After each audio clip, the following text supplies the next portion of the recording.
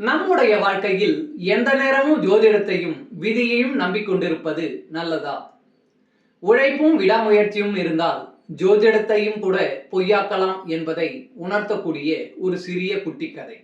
வாருங்கள் கதைக்குள் செல்வோம். ஒரு ஜோசியர் ஜாதகம் பார்க்க ஒரு வீட்டிற்கு செல்கிறார். அங்கே 8 வயது பையன் ஒருவன் விளையாடி கொண்டிருக்கிறான். அவனுடைய ஜாதகத்தை பார்த்த ஜோசியரோ, இந்த பையனுக்கு படிப்பே வராது, இவன் கல் உடைக்கத்தான் லாய்க்கு, படிப்பிற்காக இந்த பையனுக்கு செலவழிக்காதீர்கள் என்று சொல்லிவிட்டு செல்கிறார். இது அந்த பையனின் மனதில் ஆழமாக பதிந்து விடுகிறது.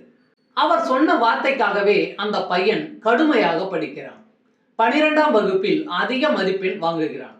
அவனுக்கு MBBS சீட்டு கிடைக்கிறது. அந்த பையன் நன்றாக அதையும் படித்து முடிக்கிறான். நெப்ராலஜியில் மிகப்பெரிய மருத்துவராகி சொந்தமாக ஒரு மருத்துவமனை கட்டுகிறார். அவருடைய மருத்துவமனைக்கு ஒரு பெரியவர் வருகிறார். அவருடைய கிட்னியில் ஏதோ பிரச்சனை என்று மருத்துவம் பார்ப்பதற்காக வருகிறார். அந்த பெரியவருக்கு மட்டும் ஸ்பெஷலாக ட்ரீட்மெண்ட் கொடுக்க சொல்லிவிட்டு செல்கிறார் அந்த டாக்டர்.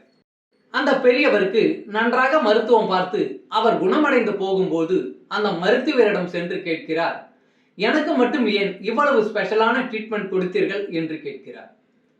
அதற்கு அந்த டாக்டர் சிரித்துக் கொண்டே சொல்கிறார், நான் 8 வயதாக இருக்கும் பொழுது நான் கல் உடைக்கத்தான் லாய்க்கு என்று நீங்கள் கணித்து சொன்னீர்கள். ஆனால் அந்த கல் உங்கள் கிட்னியில் இருக்கும் என்பதை உங்களால் கணிக்க முடியவில்லையே என்று கூறிவிட்டு சென்று விடுகிறார்.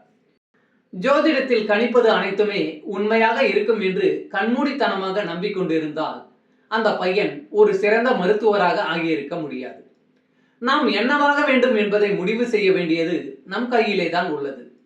ஜோதிடம், ஜாதகம் ஆகியவை நம் வாழ்க்கையை தீர்மானித்து விட போவதில்லை. நம்முடைய விதியை மாற்றும் வலிமை விடாமுயற்சிக்கு உண்டு. இதை நினைவில் வைத்துக் கொண்டு உழைத்து பாருங்கள். உங்களுக்கு உழைப்பின் வெற்றி நிச்சயம் கிடைக்கும். வாழ்க வளமுடன். நன்றி.